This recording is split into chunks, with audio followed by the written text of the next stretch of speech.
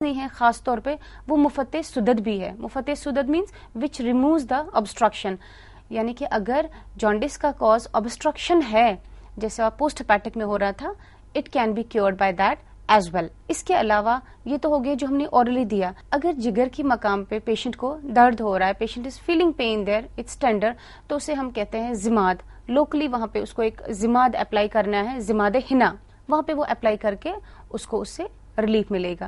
تو over all جو یہ ہے یہ ٹریٹمنٹ رہتا ہے اس کا. ڈاکٹر اس میں ہمیں ڈائٹ کا بھی دھیان رکھنا پڑتا ہے, Exactly. کیا کھانا چاہیے یا کچھ چیزیں ایسی ہیں جو اوائڈ کرنی چاہیے؟ بالکل, چونکہ لیور ہی پوری باڈی کا وہ سسٹم ہے جہاں پہ ہر چیز کا میٹابولزم ہوتا ہے, چاہے وہ فوڈ کا میٹابولزم ہو, ڈرگ کا میٹابولزم ہو, سب کچھ ہمارے لیور میں ہی ہوتا ہے. اب جب جو لیور جہاں پہ بن رہا ہے اسی میں کچھ خرابی ہے تو ظاہر سی بات ہے ہمیں کچھ چیزوں سے پرہیز کرنا چاہیے, کچھ چیزیں کم کرنی چاہیے. ڈائٹ کا ہمارے پاس یہ اصول رہتا ہے کہ ہم اسے بالکل لائٹ ڈائٹ دیں. لیور خود بیمار ہے, لیور ابھی ڈائجیشن میں کچھ ہیلپ نہیں کر سکتا, میٹابولزم نہیں کر سکتا ہے, اس لیے ہم بالکل ہلکی غذائیں دیتی ہیں. زیادہ ہم اسے فلوڈ پہ ہی رکھتے ہیں. اور کچھ جو ڈائٹ میں جیسے کہ گھر میں ہوتی ہے, شلجم ہے, مولی ہے, کھیرا ہے, ان کو ہم پرسکرائب کرتے ہیں کہ وہ یہ کھا لیں. یہ ان کا جو مزاج ہے, جو مزاج ان ادویہ کا ہے, ان دواؤں کا ہے, وہ بارد ہے. بارد مینس ٹھنڈا ہے, تو ٹھنڈی غذائیں ان کے لیے یہ رہتی. ان میں وہ بہت زیادہ ہیوی نہیں ہوتی, اس میں لیور کو بہت زیادہ کام بھی نہیں کرنا پڑتا ہے. سیکنڈ تھنگ, زیادہ جو ترش ادویہ مینس کھٹی جو بھی اغذیہ ہیں, کھٹی دوائیں, وہ ہم اس میں پرسکرائب کرتے ہیں. وہ اس لیے کہ ان میں جو حدت صفرا از بائل کی جو سوزش ہوتی ہے, ہمارے یہاں پہ کانسیپٹ ہے کہ اس میں جو صفرا ہے, صفرا میں حدت ہو جاتی ہے, سوزش ہوتی ہے, تو اس حدت کو کم کرنے کے لیے, اس حرارت کو کم کرنے کے لیے ترش ادویاں دی جاتی ہے جو قاطع صفرا ہوتے ہیں کہ صفرا کے ایفیکٹ کو کم کرتی ہیں. تو وہ ہماری ترش دواؤں میں جیسے لیمن ہے, نیمبو ہے جو گھر پہ ہوگا جس کو ہم استعمال کر سکتے ہیں. املی کا پانی ہے, اس کو کہتے ہیں کہ املی کو پانی میں ڈال کے اسے بوائل کر کے پھر نچوڑ کے پی لیں, تو کھٹی دواؤں کا اس میں یہ استعمال ہوتا ہے. دوسرا یہ ایک ہمیں پرہیز کرنا پڑتا ہے, لو فیٹ لو پروٹین ڈائٹ, اس کو ہم پرسکرائب کرتے ہیں. اوور آل یہ ہے کہ اسے لائٹ غذا لینی ہے, بہت زیادہ اسے ہیوی چیزیں نہیں لینی. ڈاکٹر مزمل, جانڈس میں کیا کیا ساودھانیاں برتنی چاہیے؟ ہاں, جہاں تک ساودھانیوں کا تعلق ہے, جیسے ہم نے کہا کہ جانڈس کا جو کاز ہے ہیپیٹائٹس ہے, تو اس کے لیے ہمیں ہمیشہ یہ ہونا چاہیے کہ پانی ہمیں ہمیشہ ابال کے پینا چاہیے. کیونکہ ہم نے پہلے ہی کہا کہ پانی کی وجہ سے بھی یہ بیماری ہوتی ہے, پانی میں یہ وائرسز ہوتے ہیں. پانی بالکل ابال کے پیجیے اور بالکل سیف واٹر استعمال کریں پینے کے لیے.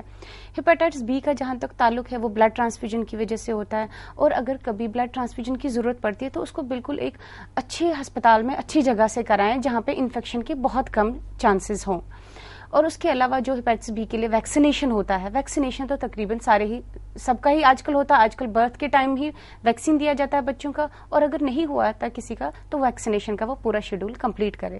یہ کچھ ایسی تدابیر ہے جن کی وجہ سے ہم جانڈس سے بچ سکتے ہیں. جی ڈاکٹر, یہ تو ہم نے جانا جانڈس کے بارے میں. ابھی ہم آپ سے جانتے ہیں آج کے ہرب کاسنی کے بارے میں, اس کی میڈیسنل پراپرٹیز کیا ہیں؟ کاسنی ایک پودا ہے, جیسے کہ this is a plant, drug plant in origin. Unani میں ہمارے پاس زیادہ ہربل ڈرگس ہے, like they are plant having plant origin. This is one of them. کاسنی کے الگ الگ پارٹس ہیں جن کی اپنی اپنی خاصیت ہے.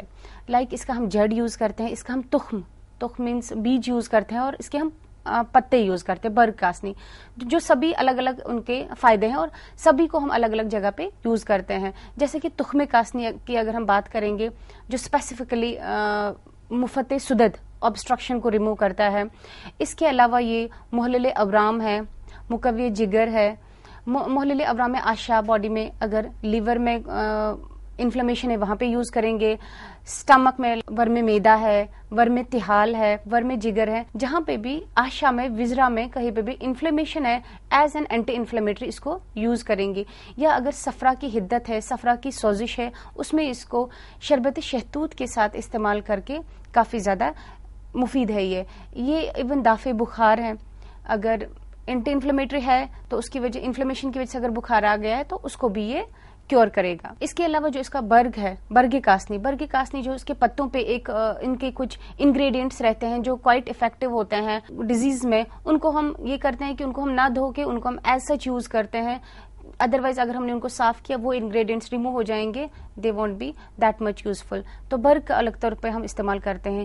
بیخ یعنی کہ اس کی جڑ, اس کو بھی ہم انہی مواقع پہ استعمال کرتے ہیں ایز محلل ابرام، ایز مقوی جگر، ایز مفتح سدت. یہ ایک کاسنی کا استعمال ہو جاتا ہے ہماری یونانی ڈرگس میں. لیکن یہ ہے کہ اس کو ہم اور بھی محلل ابرام ادویہ کے ساتھ دیتے ہیں، جیسے مکو کا ہم نے ذکر کیا، برنجاسف کا ذکر کیا. تو دیٹ وے کاسنی is specifically useful in jaundice. Doctor Muzammil, آپ نے ہمیں جانڈس کے یونانی اپچار کے بارے میں بہت اچھی جانکاریاں دی. آپ کا ہمارے اسٹوڈیو میں آنے کے لیے بہت بہت شکریہ. ویلکم. تو یہ تھا ہمارا آج کا ایپیسوڈ. آئی ہوپ آج کی جانکاریاں آپ کے بہت کام آئیں گی. اگلے ہفتے پھر ملیں گے. سوستھ رہیے، خوش رہیے اور دیکھتے رہیے شکتی ٹی وی.